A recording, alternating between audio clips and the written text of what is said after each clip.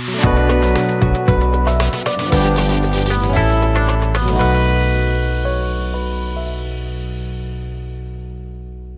जी। Mutual fund के वर्तमान और संभावित निवेशक सर, दुख बड़े दिन भी तेरे भैया, अब सुख आयो रे, रंग जीवन में नया लायो रे। किसके बारे में? मेरे बारे में, भारत के स्टॉक बाजार के बारे में, जिससे कि जुड़ा हुआ है आप निवेशकों का फायदा। कि अगर स्टॉक मार्केट के दुख भरे दिन गए, उसके सुख भरे दिन आए, तो निवेशकों का फायदा होगा, आप निवेशकों का फायदा होगा, आपका एनए भी बढ़ेगा। बहरहाल मेरा भी स्वास्थ्य धीरे धीरे ठीक हो रहा है और भारत के प्रसिद्ध अस्पताल में कर रहे रिनाउंड डॉक्टर्स, लगातार 2 महीने से सघन चिकित्सा कर रहे डॉक्टर्स ने इस बात की तस्दीक की है कि मेरे भी दुख भरे दिन जा रहे हैं, सुख भरे दिन आ रहे हैं। इस बीच मॉर्गन स्टैनली ने क्या कहा है भारत के स्टॉक मार्केट के बारे में, कि कैसे भारत के स्टॉक मार्केट के दुख भरे दिन चले गए और सुख भरे दिन आए हैं, ये बताऊंगा इस वीडियो में। और इससे पहले कि मैं आपको बाकी बात बताऊं, sir 1 2 3 like, subscribe, comment, request है सर, करते हैं इसलिए कह रहा हूं, करते ही रहिएगा जी। अब मॉर्गन स्टैनली की बात कर देते हैं, क्योंकि विश्व की जानी मानी ब्रोकरेज फर्म मॉर्गन स्टैनली ने भारत के स्टॉक मार्केट की भविष्यवाणी करी है, लगातार करती रहती है।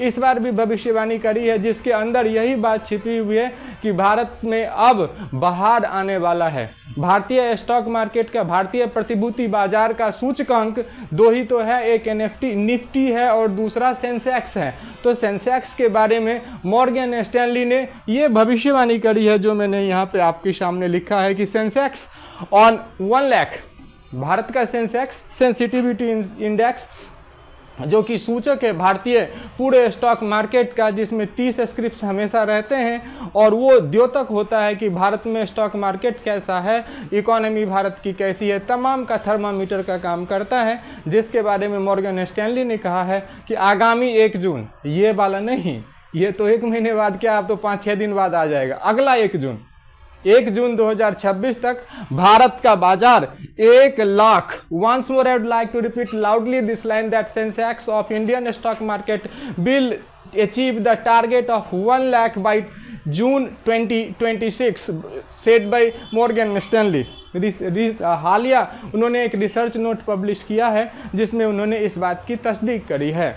उसने ये भी कहा है कि अगर बियर फेस और बेस फेस रहा, बियर फेस वो फेस कहलाता है स्टॉक मार्केट का जब बाजार नीचे की तरफ लगातार गिर रहा होता है, जबकि बेस फेस वो फेस कहलाता है जहां पर कि बाजार नीचे कंसोलिडेट करता है, अर्थात अब नहीं गिरेगा, ऐसे अनुमान जब लगाए जाएं, उस फेस को बेस फेस के नाम से भारतीय स्टॉक मार्केट तो क्या पूरे अर्थशास्त्र और पूरे प्रतिभूति बाजार में जाना जाता है।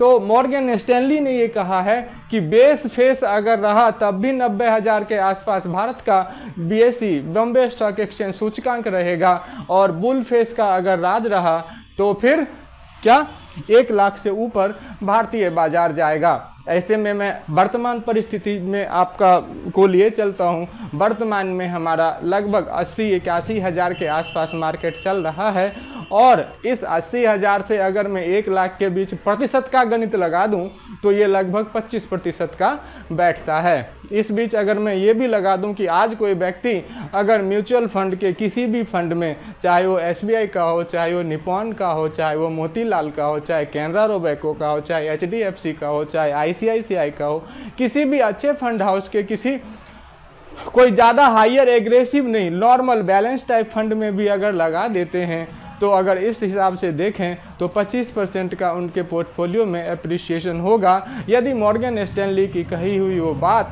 कि 1 जून 2026 तक भारत का प्रतिभूति बाजार 1 लाख को टच करेगा, तो यहाँ से 25% का एप्रिसिएशन होगा। मॉर्गन स्टैनली ने अपने इस रिसर्च नोट में ये भी बताया है कि वो कौन से आधार हैं जिसके बल पे वो ये बात कह रही है। वो जो बात कह रही है उसमें 3S थ्योरी निकल के आती है। MS का 3S थ्योरी क्या है वो मैं आपको बताता हूँ। MS मतलब मॉर्गन स्टैनली, और इसका 3S थ्योरी ये है। पहला S ये structural growth of Indian economy, दूसरा S ये स्ट्रॉन्ग अर्निंग आउटलुक, और तीसरा S स्टेबल इकोनॉमिक पॉलिसी।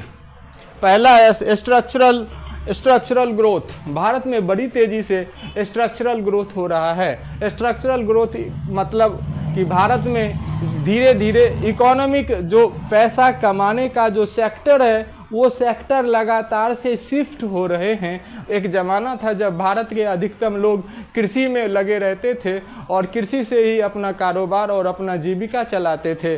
उसके बाद एक स्ट्रक्चरल शिफ्ट आया और कृषि से लोग उद्योग की तरफ भागने लगे।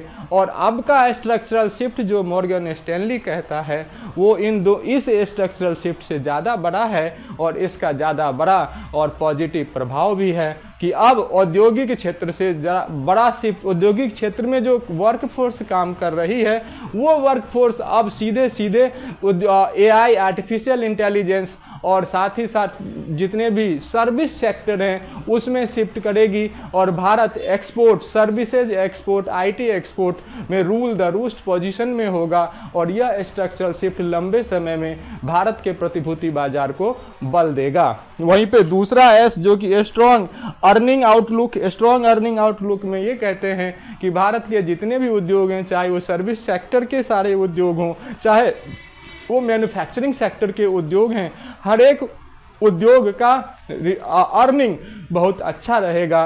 कुल मिला के अगर एक कहें तो इसे कह सकते हैं अम्ब्रेला टर्म में IIP, integrated industrial output, integrated industrial production बहुत अच्छा रहेगा भारत का आने वाले दिनों में लॉन्ग टर्म में, जिसके वजह से कि डिविडेंड बढ़ेगा, इकोनॉमिस्ट खुश रहेंगे, इन्वेस्टर्स खुश रहेंगे। और जब इन्वेस्टर्स खुश, इकोनॉमिस्ट खुश, कंपनी खुश, बाजार खुश तो सेंसेक्स खुश। ये कहा है मॉर्गन स्टैनली ने। तीसरा, स्टेबल इकोनॉमिक पॉलिसी।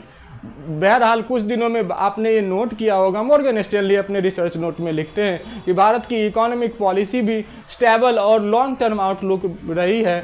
चाहे वो जितने भी भारत सरकार के कैपिटल एक्सपेंडिचर पे बजट में किए गए एलोकेशन, चाहे EV सेक्टर को दिए गए प्रोत्साहन की बात कर लें, या फिर सर्विस सेक्टर को दिए गए विशेष पैकेजेस जो कि दिए जाते हैं बजट में, तो हर एक बजट में लगातार इसके ऊपर कैपिटल एक्सपेंडिचर का किया जाना इस बात का द्योतक है कि स्टेबल इकोनॉमिक पॉलिसी बनाई जा रही है भारत सरकार के द्वारा, स्ट्रैटेजिक इकोनॉमिक पॉलिसी बनाई जा रही है भारत सरकार के द्वारा, जिसका लॉन्ग टर्म में और स्टेबल बेनिफिट मिलेगा। और इस स्टेबल बेनिफिट के जरिए भारत का सेंसेक्स ऊपर की तरफ रहेगा जून तक।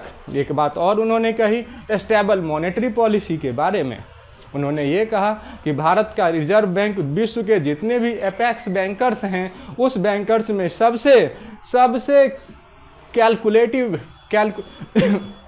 कैलकुलेटिव एपेक्स बैंकर है और यह बहुत ही डिसीजंस वाइज लेता है। और अब तक इन्होंने जो भी डिसीजंस लिए वो बिल्कुल करेक्ट डिसीजंस बैठे, जाकर के वाइज डिसीजन और समय के हिसाब से सटीक बैठे। ऐसे में आने वाले एक साल में 50 बेसिस पॉइंट का शायद और रेट कट करेगा, जिससे कि इन भारत के उद्योगों को फिर से और एक नई ऊर्जा मिलेगी, नए पैसे मिलेंगे, नया कैपिटल आएगा, नए उद्योग आएंगे, नए प्रोजेक्ट आएंगे, नई नौकरियां मिलेंगी, नए उत्पाद बिकेंगे, इकोनॉमी में जान आएगी, भारत की GDP में जान आएगी, GDP में जान आएगी, स्टॉक मार्केट में जान आएगी। स्टॉक मार्केट में जब आएगी जान तो बढ़ेगी भारत के सेंसेक्स की शान, 1 लाख तक पहुंचेगा। मॉर्गन स्टैनली ऐसा कहती है। आपको क्या लगता है ऐसा डिस्क्रिप्शन में लिखिएगा, हम इंतजार करेंगे। बहुत बहुत धन्यवाद।